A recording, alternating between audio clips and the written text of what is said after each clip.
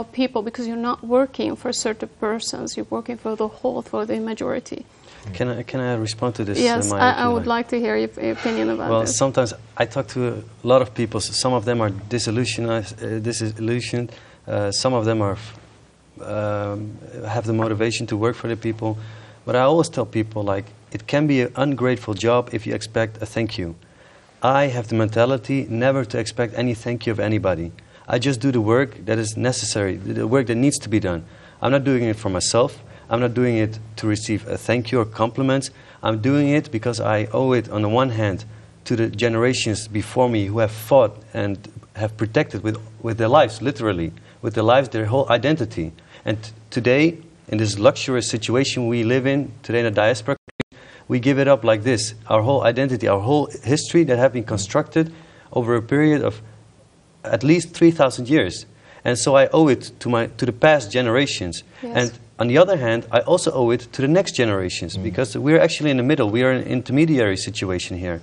We owe it to the next generation to give them a happy future, you know, to give them a situation, to create for them a present. We need to create for them conditions in which they can level up the organization, or at least level up the status of our people, to raise the glory of our people even more than we can do today. So what we are working on today is actually we sow so that the others can harvest, as you said. Reap, yes, like we reaped the fruits of other people's, of our ancestors' hard work. So we have also to throw our seeds so that the next generation can reap his harvest. This is a moral obligation indeed. Yeah, so that we don't smelt under the sun. No, absolutely. All right. You mentioned something, Johnny, and I want the answer from both of you. You mentioned something about that you're focused on our people and the diaspora exile, and also on the motherland, on the home countries. Are you following young people's activities, how their way of thinking, build up their characters more here? I'm talking about, I know that it has to be a schedule for all those federations in all those different countries. And at the same time, you're focusing on the issues, the troubles, the sometimes disasters that our people in the motherland are going through. How do you find the balance, and how do you do this? It's an excellent question indeed, because as you're already trying to, in formulating the question, you already noticed that it's a huge task. It's an enormous task. It is. But we are not afraid, or we are not avoiding this challenge. It's a challenge that we have to face, and we are doing it. What we do is actually we talk to a lot of people through the internet. We call with people. We try to meet people, both in the diaspora and the homeland. It is, in our view, it's very important to connect both concepts of, on the one hand, the homeland, because if you want it, after all, it's in the homeland where all the graves and the vineyards and all the houses and all the lands and everything has started, what our ancestors have built up. Everything is there. That's the source. That's the source, as you said. On the other hand, the diaspora is also important because many of us have chosen to build up a future here, and this is essential. They have not, at least most of them, have not the will to return to the homeland yet. Maybe if things will change, but at the moment, many of us have the intention to stay here. So what you should think of, and what we are busy on and have discussed during several meetings, is trying to build up an infrastructure that can preserve your whole identity and move forward as a community, on a collective level. And what we are trying to do on top of that is trying to connect both concepts of the homeland and the diaspora. What we need is interaction with both communities living in the homeland and in the diaspora. Because, as you already alluded to, it's basically they have their own needs, they have their own problems, they have their own questions, their own issues. Suffering. They have their whole issues, their own needs and questions and everything like that. So what you have to do is trying to find a balance, as you said is the right word, between both realities. The reality of the homeland, where we still have a remnant or a last small community surviving, trying to survive there, and the people who have come to the diaspora. And it is up to us to find out the answers to all of these questions, what we can mean, what kind of meaning we can give to their lives. Right. Daniel, what can you say more about this? I mean, talking about human rights, I know you're so much focused on what's going on there in in Athro, in the homeland. Yep. So our people who live in diaspora, they don't need to fight for their human rights, or what? No, they certainly do, and they want to.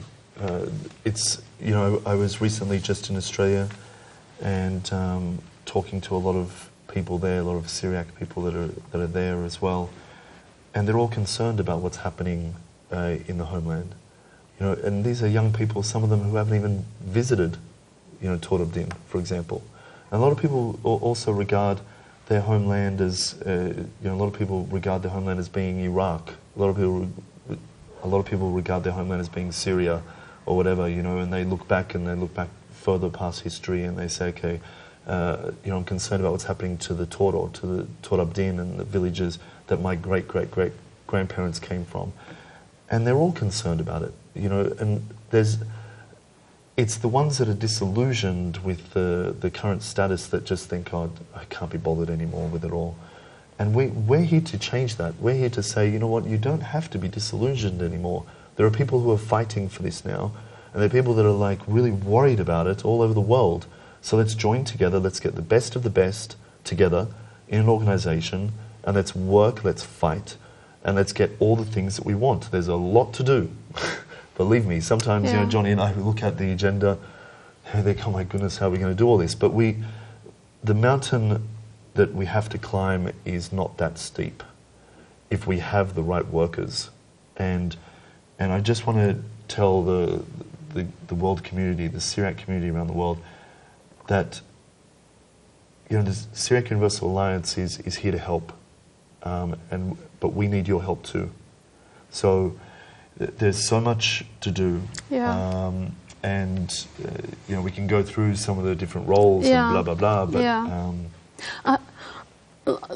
when I look at these 2 pages and I see all these gaps, it's positions that there are empty right now, need to be filled by qualified people. This reminds me of something we talked about before the show, that you are more after the quality, not the quantity. Why? Well, for me, it's like, again, maybe I should make the comparison with a soccer team.